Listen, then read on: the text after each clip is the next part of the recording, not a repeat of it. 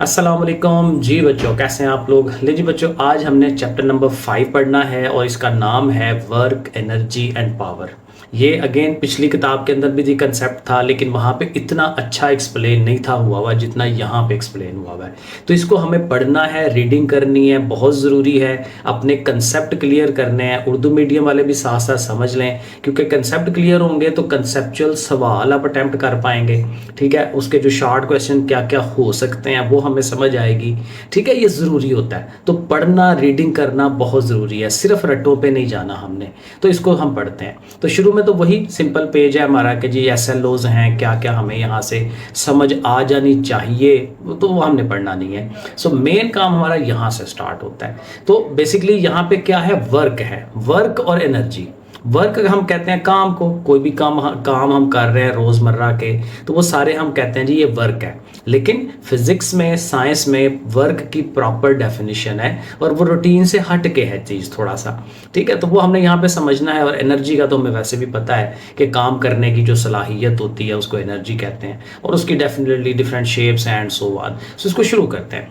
Work and energy are important concept in physics. जाहिर है physics के अंदर ये इंपॉर्टेंट चीज़ें हैं, work and energy, as well as in our everyday life. हमारी रोज़मर्रा ज़िंदगी के अंदर भी ये अहम चीज़ें हैं। ठीक है, इनको समझना ज़रूरी है।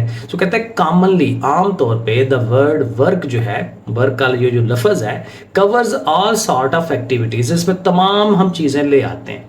कुछ भी हम कर रहे हैं तो हम कह रहे हैं वर्क कर रहे हैं। जैसे मैं बैठ के यहाँ एक वीडियो बना रहा हूँ आप लोगों के लिए, तो मैं कहूँगा मैं काम कर रहा हूँ भाई।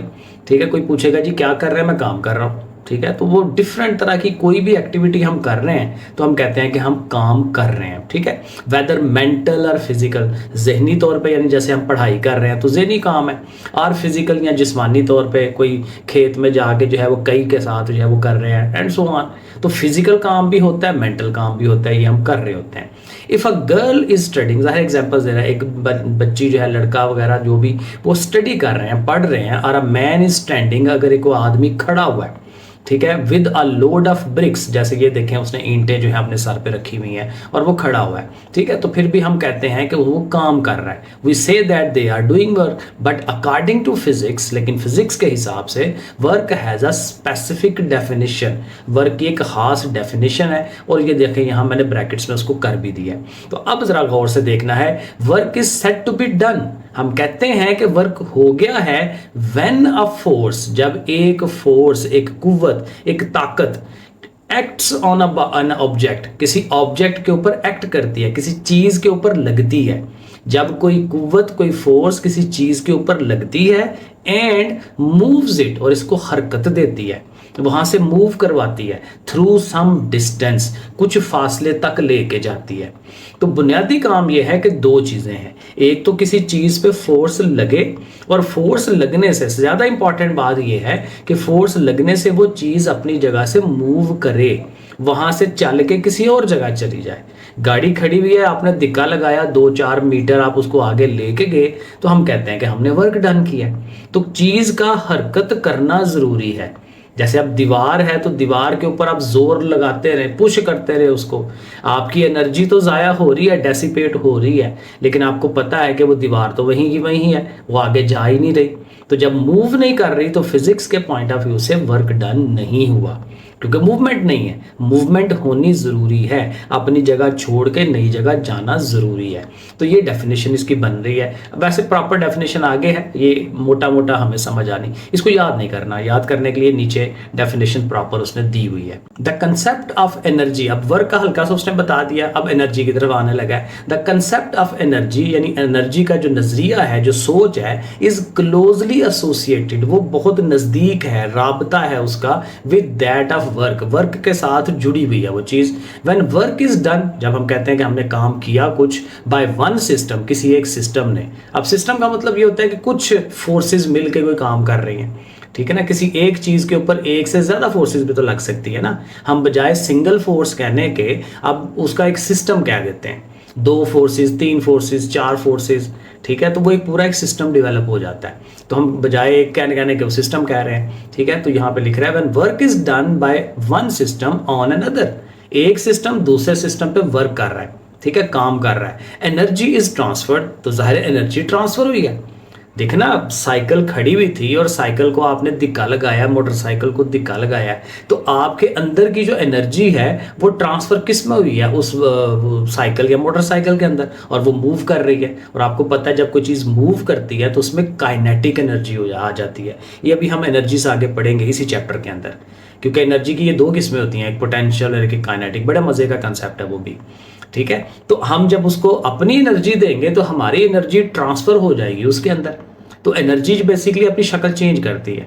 तो लेकिन ये क्या हो रहा है, वर्क डन के जरिए से आगे से चेंज हो रही है। तो इसलिए वो कह रहा है कि वर्क डन और एनर्जी ये आपस में बहुत ही क्लोज हैं, एक के साथ दूसरी को एक्सप्लेन किया जा रहा होता है। जब हम वर्क डन कर रहे हैं तो एनर्जी बेसिकली एक सिस्टम से दूसरे सिस्टम में जा रही है। सो आगे कहता है in this chapter we will define, ज़ाहिर है हम वर्क को डिफाइन करेंगे, एनर्जी क्या होती है, पावर किसको कहते हैं, एफिशिएंसी क्या चीज़ है। ये बड़े मज़े के कंसेप्ट हैं और बड़ा, मुझे तो बड़ा मज़ा आता है इसका। अब देखें सबसे पहले वर्क क्या है, अब प्रॉपर डेफिनेशन वो देगा। फोर्स एंड डिस्टेंस, ऊपर भी बात की थी ना कि ताकत क्या लग रही है और कितना डिस्टेंस ट्रेवल कर रहा है, आर टू एसेंशियल, दो लाजमी चीज़ें हैं, एलिमेंट्स हैं ऑफ वर्क। कि जब भी वर्क की डेफिनेशन देनी है तो ये फोर्स और डिस्टेंस ने लाजमी आना है। When a constant force, constant force होती है कि एक लगी है, मतलब फॉर एग्जांपल 5 सेकंड के लिए, 10 सेकंड के लिए फोर्स लगी जा रही है, उसको हम कहते हैं कांस्टेंट फोर्स लग रही है। एक्टिंग ऑन अ बॉडी, किसी बॉडी पे लग रही है, मूव्स इट, और उसको हरकत देता है थ्रू सम डिस्टेंस, कुछ फासले तक। We see that the force has done work, के उस फोर्स ने उस पर कुछ काम कर दिया है, ठीक है। अब ये प्रॉपर डेफिनेशन है जिसको हमें रट्टा मारना है, याद करना है। सो कहता है work is defined as the product, product होता है जरब, ठीक है, मल्टीप्लाई। किसका प्रोडक्ट है, किसका जरब है, of magnitude of force, force की मिकदार कितनी है। ठीक है, यहाँ डायरेक्शन की बात नहीं हो रही, वैसे डायरेक्शन आगे आनी है, लेकिन मैग्नीट्यूड है फोर्स की, ये कितनी है, 40 न्यूटन, 50 न्यूटन, ठीक है। उसको हमने प्रोडक्ट लेना है, उसको ज़रब देनी है, किससे, एंड द डिस्टेंस कवर्ड, और कितना फासला तय किया है। 40 न्यूटन की फोर्स है, उसने 10 मीटर फासला तय करवाया किसी चीज़ का, तो 40 को और 10 को आपने ज़रब देनी है, प्रोडक्ट ले लेना है उनका, और क्या बन जाएगा, वर्क बन जाएगा। तो work is equal to force into distance या डिस्प्लेसमेंट, जो भी बात हो रही है, and the distance covered in the direction of the force. ये भी है कि जहां जिधर को फोर्स हम लगा रहे हैं, ये जो वर्क डन है या डिस्टेंस है वो भी उधर को ही हो रहा हो। अब ये तो होगी डेफिनेशन, लेकिन अब साथ है इसको एक्सप्लेन करेगा। और देखें एक्सप्लेन करने के लिए उसने ये जो फिगर 5.3 बनाई हुई है, बड़ी बेहतरीन फिगर है कि एक ब्लॉक पड़ा हुआ है इस जगह के ऊपर, पहले यहाँ पे पड़ा हुआ है ब्लॉक, और उस पर हमने फोर्स लगाई है, और फोर्स की डायरेक्शन देखें एक्स एक्सिस के अलॉन्ग है, जमीन के साथ साथ हम लगा रहे हैं। डायरेक्शन भी मैटर करती है, अभी आगे आएगा कि डायरेक्शन कुछ और हो जाए तो फिर कैसे करते हैं।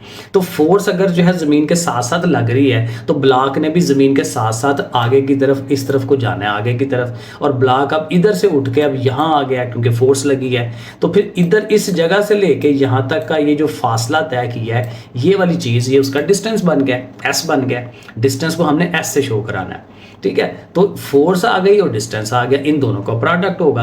तो यहाँ देखें कंसीडर, अब जाहिर थोड़ा सा वो एक्सप्लेन करेगा, ये मैं थोड़ा मिटा देता हूँ। ओके, कंसीडर अ ब्लॉक, कहते हैं समझें, इमेजिन करें कि एक ब्लॉक है ऑफ वुड, लकड़ी का एक टुकड़ा है, lying on a table, table के ऊपर पड़ा हुआ है। If we exert a force F, अगर हम उस पर कुछ ताकत लगाते हैं F on the block to move it, उसको हरकत देते हैं through a distance S, S फासले तक उसको लेके जाते हैं, in the direction of the force, जिधर को फोर्स लग रही है उधर को ही लेके जाते हैं, then the work W, work को डब्ल्यू, कैपिटल डब्ल्यू से शो कराते हैं, done by the force is, वो क्या होगा, ये देखें उसका ये फार्मूला आ गया, work is equal to magnitude of force into distance, कि फोर्स की मैग्नीट्यूड कितनी है और फासला कितना है, दोनों का प्रोडक्ट ले लेंगे, और ये उसका फार्मूला बन जाता है W is equal to F into S. तो बेसिकली जब आप वो शॉर्ट क्वेश्चन आता है तो हम पहले डेफिनेशन देते हैं और साथ उसका ये जो फार्मूला टाइप बन रहा है ना, ये वाली चीज़, ठीक है, ये आपने उसके साथ लिखनी है। जब भी आप डेफिनेशन दें ये साथ उसके ज़रूर लिखें। ये 2 नंबर का सवाल जो है वो इस तरह से याद हो जाता है। 4 नंबर का आया तो ये एग्जाम्पल साथ दे के तो फिर हम ये भी कर देते हैं, उसको समझा देते हैं। यानी 4 नंबर का सवाल है तो यहाँ से लेके यहाँ तक आपने इसको पूरा लिख देना है, 4 नंबर का हो जाएगा कि वर्क डन होता क्या है, क्या चीज़ होती है, इसको एक्सप्लेन करें। तो ऐसे वो बन जाता है लॉन्ग क्वेश्चन। लॉन्ग क्वेश्चन बहुत लेंथी नहीं होते, ये याद रखिएगा, नाम उसका लॉन्ग है लेकिन वो पुराना तरीका होता था, बड़े लंबे लंबे सवाल लिखते थे, हम लोगों ने लिखे हुए हैं। लेकिन अब तो 4 नंबर का मैक्सिमम 4 नंबर है या 5 नंबर है, तो बहुत लंबा चौड़ा नहीं लिखना होता। अब देखिए इसको थोड़ा और एक्सप्लेन करेगा, कुछ कंसेप्ट आपके क्लियर करेगा। और फ्रॉम इक्वेशन 5.1 जाहिर है जो ऊपर हमने बनाई है, इट कैन बी कंक्लूडेड, इससे हम कहते हैं रिजल्ट बना सकते हैं that if some force is acting, कोई अगर फोर्स लग रही है on a body but there is no displacement, जैसे मैंने आगे बताया कि उसमें डिस्प्लेसमेंट नहीं है, वो चीज़ हरकत नहीं कर रही है, अपनी जगह नहीं छोड़ी उसने, then no work is done, फिर ज़ाहिर है उस पर कोई काम नहीं हुआ। For example a man is pushing hard a wall, ये आपके सामने ही है कि एक आदमी जो है एक दीवार को जो है वो दिक्के मार रहा है, जोर लगा रहा है, but the wall remain fix, ball वही रहती है in its place. In this case the man is doing no work, तो डेफिनेटली उस पर काम कोई नहीं हुआ।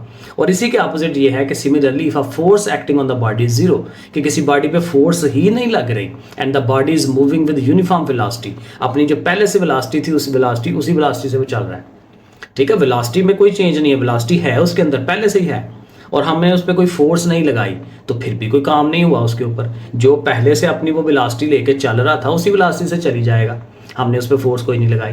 तो अगर फोर्स जीरो हो जाए तो फिर भी वर्क डन जीरो है, और अगर डिस्टेंस जीरो हो जाए तो फिर भी वर्क डन जीरो है। ये दो तरह से हमने बात समझनी है उसको।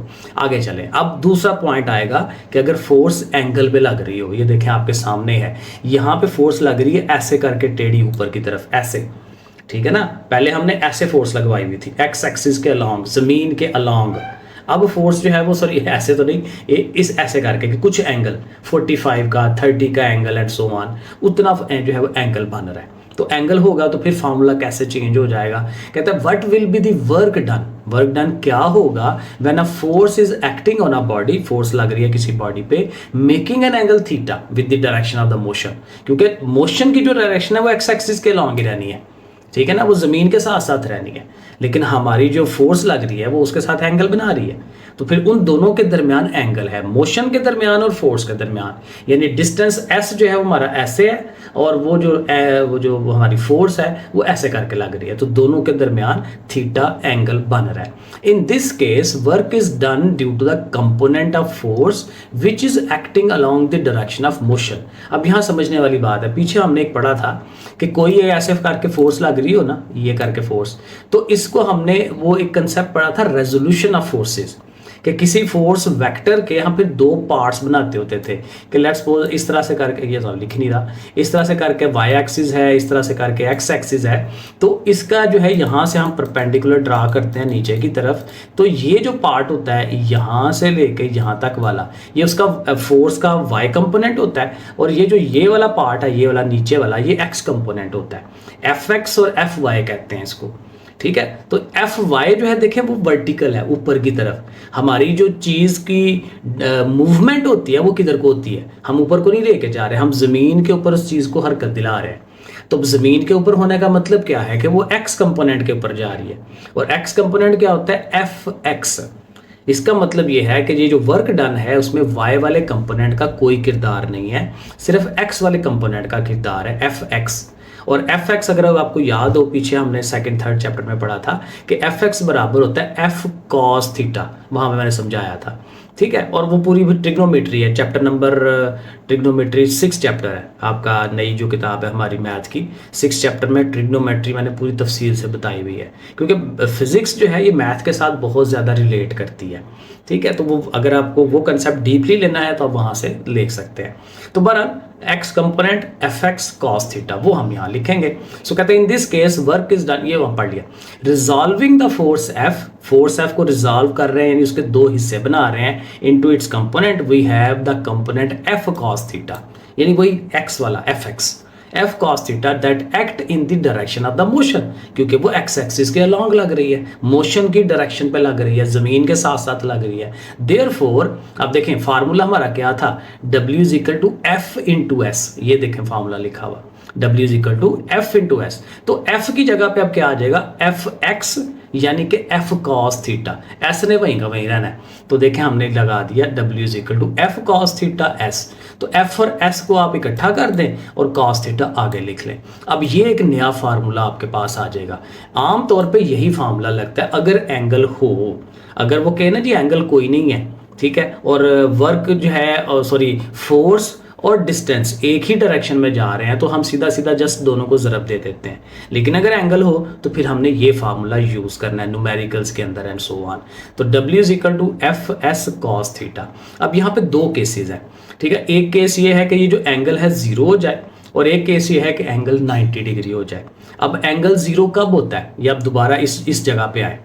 एंगल 0 कब होगा कि जब आपकी जिधर को डायरेक्शन है मूवमेंट की, जहाँ पे चीज़ चल रही है ज़मीन के ऊपर ऊपर जा रही है, जिधर को डिस्टेंस जा रहा है उधर को ही फोर्स लग रही हो, दोनों पैरेलल हो जाएं, ठीक है ना। फोर्स भी, अब ज़ाहिर है मेरे से हाथ है, अब मैं इधर को कर रहा हूँ, लेकिन ये है कि सेम हो जाए दोनों, ठीक है। फोर्स भी उधर को, डिस्टेंस भी उधर को, तो सेम एंगल होगा। सेम एंगल मतलब कि 0 डिग्री दोनों के दरमियान। देखें ना, अब ऐसे है तो ऐसे मैं उसको ऊपर करूंगा तो ये देखें दरमियान में एंगल बनेगा। अब जब है ही बिल्कुल एक दूसरे के साथ जुड़े हुए, दोनों सेम पैरेलल हो गए हैं, तो एंगल तो 0 हो जाना है, ठीक है। तो एंगल जब 0 होगा तो फिर वो मैक्सिमम वर्क होता है। तो फिर आपने क्या करना है, कॉस थीटा, थीटा की जगह 0 लगा देना है। जब थीटा 0, आप कैलकुलेटर पकड़ें और उसका फाइंड करें कॉस 0 डिग्री। कैलकुलेटर में आपने उसको ऑन कर लेना है, कॉस का बटन दबाना है, फिर 0 लिखना है और इक्वल टू दबाना है। तो देखें आपको आंसर मिलेगा 1। तो यहाँ लिखा हुआ है cos 0 degree is equal to 1। तो ये चीज़ 1 हो जाएगी तो पीछे क्या रह जाएगा, एफ एस। तो W is equal to F S, ये वही बुनियादी फार्मूला, क्योंकि दोनों एक ही डायरेक्शन में जा रहे हैं जब एंगल थीटा 0 होता है। सो कहता है this is the case when force and distance covered are in the same direction. मैंने आपको बताया। Now if theta is equal to 90 degree, ये बड़ा मजे का कंसेप्ट है। अब कहता है थीटा 90 डिग्री हो जाए, मतलब क्या हो कि आपका जो फोर्स है वो ऐसे ऊपर को लग रही है और आप चीज को जो मूव करवा रहे हैं वो इधर को लग रहा है, ठीक है। अब देखें इनके दरमियान जो टोटल एंगल है वो 90 का हो जाएगा। और इसकी देखें बड़ी जबरदस्त उसने एग्जाम्पल दी हुई है, ये बैग वाली, कि बैग जब हम उठाते हैं तो हमारे हाथ की फोर्स ऊपर को लग रही है ना। तो ये वही केस आ रहा है कि फोर्स ऊपर को जा रही है। ये देखिए उसने ब्लू बनाया हुआ, फोर्स ऊपर को है और हम ज़ाहिर है उसको उठा के चल रहे हैं। तो जब चलते जाएंगे तो डिस्टेंस जो है वो आगे की तरफ जाएगा, ठीक है। तो इनके दरमियान 90 का एंगल है। अब 90, अब कैलकुलेटर पकड़ें, कॉस 90 फाइंड करें, कॉस बटन दबाएं, 90 लिखें, इक्वल टू करें, तो वो आंसर 0 आ जाता है। तो ये वाला पार्ट जो है कॉस थीटा 0 हो जाएगा और 0 से जो भी चीज़ ज़रब खाए 0 हो जाती है। तो वर्क डन 0 हो जाएगा, ठीक है ना। काम कोई नहीं हुआ। और उसकी लॉजिक है, क्योंकि देखें हमने बैग को इस हाइट पे रखा हुआ है और उसको उठा के चली जा रहे हैं, तो बैग वहीं का वहीं है। बैग ना ऊंचा हुआ है ना नीचा हुआ है। जमीन से जितने फासले पर बैग था, हम 2 किलोमीटर भी चले जाएं आगे, उसने उतने ही फासले पे ज़मीन से रहना है। और ये पोटेंशियल एनर्जी होती है कि ज़मीन से आप कितना ऊंचा चीज़ को उठाया हुआ है, तो उतनी की उतनी एनर्जी रहनी है, कोई चेंज नहीं आई। तो जब चेंज ही नहीं आई तो फिर वर्क डन नहीं होगा। तो इस तरह से करके 90 डिग्री पे वर्क डन 0 होता है। सो एक्सप्लेन कर रहा है this is the case when force is perpendicular to the displacement. दोनों 90 डिग्री के एंगल पे हैं। लुक एट द फिगर 5.6, वो मैंने आपको एक्सप्लेन कर दिया। It suggest that if a person carries a bag, एक बंदे ने बैग उठाया हुआ है टू सम डिस्टेंस और उसको लेके जाता है, कुछ फासले तक लेके जाता है, द वर्क इज 0, वर्क कोई नहीं हुआ, because the force applied to hold the load, उस लोड को उठाने के लिए जो हम फोर्स लगा रहे हैं ऊपर की तरफ, विच इज परपेंडिकुलर, वो 90 डिग्री के ऊपर है। तो 90 डिग्री पे तो 0 हो जाना है। तो कहते हैं the work done to push an object is the same whether the object move north और साउथ। अब देखना बैग उठाया हुआ है तो चाहे आप आगे को चले जाएं पीछे को चले जाएं, तो बैग तो वहीं का वहीं है ना। इशू ये है, ठीक है। तो वर्क डन उतना ही रहेगा जितना आप जहां मर्जी इधर उधर को मूव कर लें। डिस्प्लेसमेंट जो है, चाहे आप ईस्ट जा रहे हैं, साउथ जा रहे हैं, नॉर्थ जा रहे हैं, आपने सिर्फ डिस्टेंस देखना है कि है क्या, कितना है। 2 मीटर किया है, 3 मीटर किया है, 4 मीटर किया है, वो क्वांटिटी मैटर करती है, डायरेक्शन मैटर नहीं करती।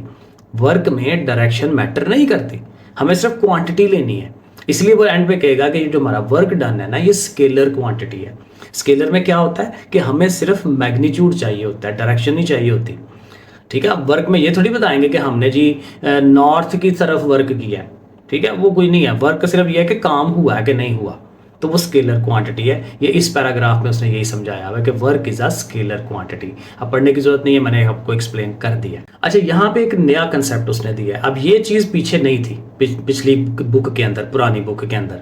यहाँ वो ये कहता है कि जैसे हमने वो इक्वेशंस ऑफ मोशन बनाई थी ना, तो उसमें हमने ग्राफ बनाए थे उनके कि जी एक्स एक्सिस पे टाइम लें, वाई एक्सिस पे उसकी वेलोसिटी लें, तो टाइम और वेलोसिटी का जो ग्राफ बनता है उस ग्राफ के ज़रिए हम डिस्टेंस को शो करा सकते हैं। तो तकरीबन वही कंसेप्ट यहाँ पे ला रहा है कि ये जो हमारा वर्क डन है दो चीज़ों से बन रहा है ना, फोर्स से और डिस्टेंस से। तो कहते हैं ये जो फोर्स और डिस्टेंस है इनको आप ग्राफ कर सकते हैं। अब देखें ना, ये हमारी लाइन जो है ये एक्स एक्सिस है, ये हमारी लाइन जो है ये वाई एक्सिस है, ठीक है। तो ये हमारा ओरिजिन हो गया। तो आप वाई एक्सिस के अलॉन्ग जो है वो फोर्स को ले लें और एक्स एक्सिस के अलॉन्ग डिस्टेंस को ले लें, ठीक है, दोनों को लेना है।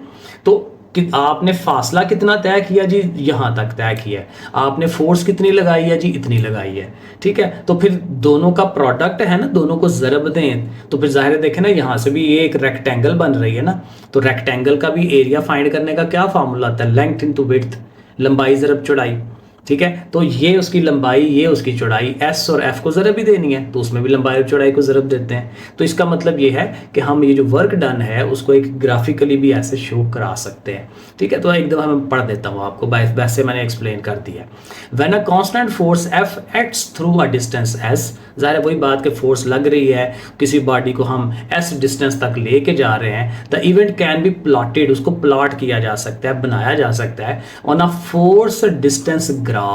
इस ग्राफ का नाम है, क्योंकि नाम कैसे बनता है, जो उसमें शो करा रहे हैं उसमें फोर्स भी है, उसमें डिस्टेंस भी है, ठीक है। तो इसलिए इसका नाम पड़ गया जी फोर्स डिस्टेंस ग्राफ। ये भी शॉर्ट सवाल बना सकता है कि भाई फोर्स डिस्टेंस ग्राफ क्या होता है, तो फिर आपने ये शक्ल उसको बना देनी है ऐसे करके, as shown in the figure. If the force and distance covered are in the same direction, same direction भी होनी चाहिए, क्योंकि सेम डायरेक्शन होगी तो मैक्सिमम फोर्स वर्क डन जो है वो आएगा, ठीक है। तो इस तरह से F इंटू एस। तो क्लियरली द शेडिड एरिया, ये जो एरिया है in the figure is also F into S, मैंने बता दिया एरिया बनता है। Hence the area under a force distance curve can be taken to represent the work done by that force, कि उसको हम वर्क डन का तौर पे दिखा सकते हैं। चलो जी, यहाँ तक हो गया। अब आप आएंगे इसकी यूनिट पे, वर्क की यूनिट क्या होती है। तो वर्क जो है देखें किससे बन रहा है, F इंटू एस, ज़रा मैं लिख देता हूँ ये।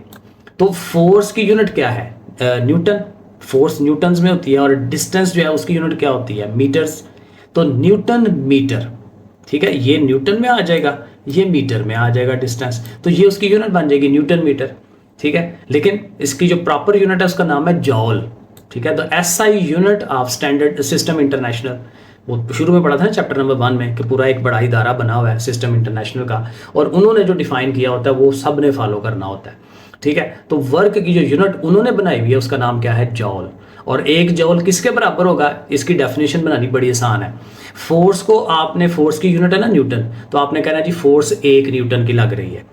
आगे डिस्टेंस है S, वो उसकी यूनिट है मीटर, तो आपने कहना जी 1 न्यूटन की फोर्स लगी है, उसने उसको किसी ऑब्जेक्ट को 1 मीटर मूव करवाया है, तो फिर हम कहते हैं जी वर्क डन भी 1 जॉल हो गया है, ठीक है। क्योंकि देखें ये मैं लिखता हूँ साथ ज़रा, W is equal to F into S है ना, तो F की वैल्यू न्यूटन, S की मीटर, तो उनको दोनों को 1 1 करें तो वहां से वर्क डन भी 1 जॉल हो जाएगा। तो ये देखें लिख रहा है 1 joule work is done when a force of 1 newton, force 1 newton की acting on a body moves it through a distance of 1 metre. 1 newton की फोर्स लगी किसी बॉडी पे, उसने उसको 1 मीटर डिस्टेंस लेकर गया, तो हम कहते हैं कि हमारी जो वर्क है वो कितना हो गया है, 1 जॉल का हो गया। तो ये हम इसको भी डिफाइन याद करते हैं, बहुत इंपॉर्टेंट डेफिनेशन है। और वही साथ लिख दिया 1 joule is equal to 1 newton and 1 metre, तो 1 1 ज़र 1 ही होता है, तो 1 joule is equal to newton metre. तो ऐसे भी हम इसको, ये रिलेशन भी याद रख सकते हैं। इसकी बड़ी यूनिट्स भी होती हैं, क्योंकि वर्क डन बहुत बड़ा भी हो सकता है, मशीनें हों बड़ी बड़ी, तो वो किलो जॉल्स भी होता है, और मेगा, क्योंकि आपने वो सबस्क्रिप्ट पढ़े हुए हैं प्रीफिक्सेस वगैरह के, 10 की पावर 3 को किलो कहते हैं, 10 की पावर 6 को मेगा कहते हैं। तो इस तरह से ये भी हम याद रख सकते हैं। अच्छा, इसकी 2 एग्जांपल्स हैं, वैसे तो न्यूमेरिकल्स के साथ ही मैं एग्जांपल्स भी कराऊंगा, लेकिन ये चूंकि छोटी सी हैं साथ साथ समझ लें, अगर तो आगे तो ठीक है, वरना न्यूमेरिकल्स के साथ ये होंगी। A person does 200 joules of work, बंदे ने काम कितना किया, 200 जॉल्स ऑफ वर्क, तो आपने साथ ही लिख देना W is equal to 200 joules in pushing a carton through a distance of 5 metre. तो कार्टन को कितनी दूर तक ले गया, 5 मीटर तक, तो जाहिर है वो हमारा S हो जाएगा, वो हम लिख लेंगे साथ ही, S is equal to 5 metre. How much force is applied, तो हमने फाइंड क्या करना है, फोर्स कितनी है, तो F is equal to question mark लगा दें। आपको याद रहो होना चाहिए कि इतना काम जो हम लिखते हैं ना, ये जो डाटा लिखते हैं, इसका भी 1 नंबर होता है। अगर आपका 4 नंबर का न्यूमेरिकल आता है तो उसमें से 1 नंबर सिर्फ डाटा लिखने का होता है। अगर आपको आगे से नहीं आता, अगर आपने सिर्फ डाटा ही लिख दिया तो उसका भी 1 नंबर आपको ज़रूर मिल जाता है। ये भी अच्छी बात है। तो आप जाहिर है आप देखें जो डाटा दिया हुआ उसमें एफ भी है, एस भी है, डब्ल्यू भी है, तो हमें पता है कि हमें ये फार्मूला लगाना है W is equal to F S. ठीक है, और चूंकि हमें एफ चाहिए तो एस उससे मल्टीप्लाई हो रहा है ना, तो एस जाकर उधर डिवाइड में चला जाएगा डब्ल्यू के। तो ये देखें बन जाएगा F is equal to W over S. तो बस ऊपर डब्ल्यू की वैल्यू लगाएं, नीचे एस की वैल्यू लगाएं, दोनों को डिवाइड कर दें तो 40 और फोर्स की यूनिट लिख दें न्यूटन। तो ऐसे करके ये बन जाएगा। और दूसरी एग्जाम्पल भी देख लें अगर समझ आ जाती है, वरना मैं लिख के समझा दूंगा। Find the work done. अब वर्क डन फाइंड करना है तो आपने लिखना है W is equal to question mark, क्योंकि ज़ाहिर वो फाइंड करना है। अब ये ज़ाहिर शुरू में लिखना चाहिए उसको, क्योंकि जो चीज़ पहले आए उसको पहले लिखते हैं। ये ज़ाहिर मैं न्यूमेरिकल में करूंगा। बाय अ 65 न्यूटन फोर्स, तो फोर्स कितनी है वो हम लिख देंगे 65 newton. In pulling the suitcase को पुश करना है for a distance of 20 metre, और उसको कहाँ तक लेके जाना है 20 मीटर तक। तो एस जो हमारा 20 मीटर हो गया। और डायग्राम में वो साथ दिखा भी रहा है कि हमारा हाथ चूंकि ऊपर है तो 30 डिग्री का एंगल भी बन रहा है, तो थीटा जो है वो भी हमने साथ लिख देना है कि वो 30 डिग्री है। ठीक हो गया। अब जाहिर है थीटा भी है, एफ एस डब्ल्यू सब कुछ है, तो हमने भी फार्मूला लगाना है W is equal to F S cos theta. और थीटा कितना है 30 डिग्री, और एफ की वैल्यू 65 लगाएं, एस की वैल्यू 20 लगाएं। ये जो न्यूटन्स और मीटर्स होते हैं ना, ये साथ नहीं लिखते, एंड पे बस यूनिट लिख लेते हैं। तो जस्ट तीनों चीज़ों ने ज़रब होना है। ये कॉस 30 डिग्री आपने कैलकुलेटर में ले लेना है, वो 0.866 आ जाएगा। तो 20 को 65 को और 0.866 को जस्ट मल्टीप्लाई कर दें तो 1125.8 न्यूटन मीटर आ जाएगा। तो न्यूटन मीटर कह दें या जॉल्स कह दें, एक ही बात है। तो दैट्स इट। आई थिंक यहाँ तक इनफ है पहला लेक्चर, जिसमें सारे का सारा वर्क है। अब अगले लेक्चर में इंशाल्लाह हम एनर्जी और उसकी किस्में, काइनेटिक, पोटेंशियल, वो पढ़ेंगे इंशाल्लाह। ठीक है जी, जुड़े रहें, सब्सक्राइब कर लें। अल्लाह हाफिज़।